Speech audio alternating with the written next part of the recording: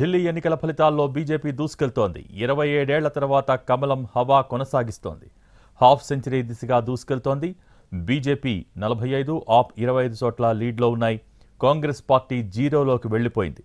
ఢిల్లీ స్థానంలో కేజ్రీవాల్ మళ్లీ వెనకంజలో పడ్డారు. సమీప బీజేపీ అభ్యర్థి పరవేష్ వర్మ స్వల్ప ఆధిక్యంలో ఉన్నారు.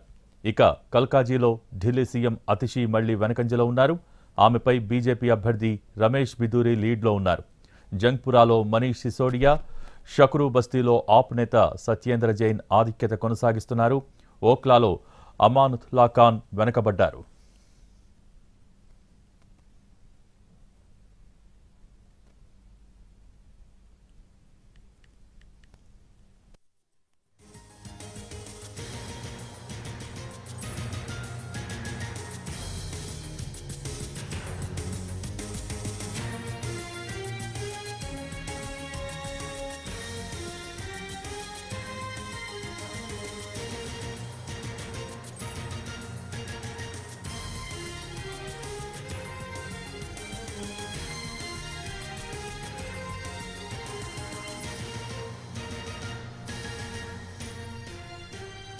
ఢిల్లీ అసెంబ్లీ ఎన్నికల్లో కాంగ్రెస్కు గాడిద గుడ్డు వచ్చిందన్నారు బీజేపీ ఎంపీ రఘునందన్ రావు.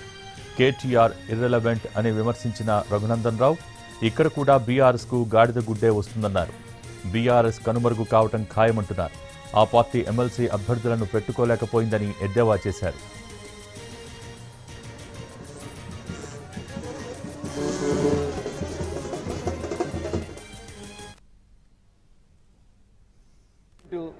రఘునందన్ రావు వ్యక్తిగతంగా మాట్లాడతలేడు టీఆర్ఎస్ మీద. వాళ్ళ నాయననే చెప్పిండు 3 ఎమ్మెల్సీలు వాళ్ళకి ఓటు లేదు, సీటు లేదు. వాళ్ళకు కూడా గాడిద గుడ్డే వస్తుంది. ఈడ చదువుకున్నాడు ఎవడు టీఆర్ఎస్కి ఓటేసేందుకు సిద్ధంగా లేడు. టీచర్లు ఎవరు ఓటేసేందుకు సిద్ధంగా లేరు. ఉంటే క్యాండిడేట్ని ఎందుకు పెట్టరన్నా? KCR MLA, KTR MLA, Harish Rao MLA, కవిత మాజీ ఎంపీ. గాడ ఎలక్షన్లు అవుతుంటే చేతులు ముడుచుకొని ఎందుకు కూర్చున్నారు? కాబట్టి దే హ్యావ్ నో రోల్.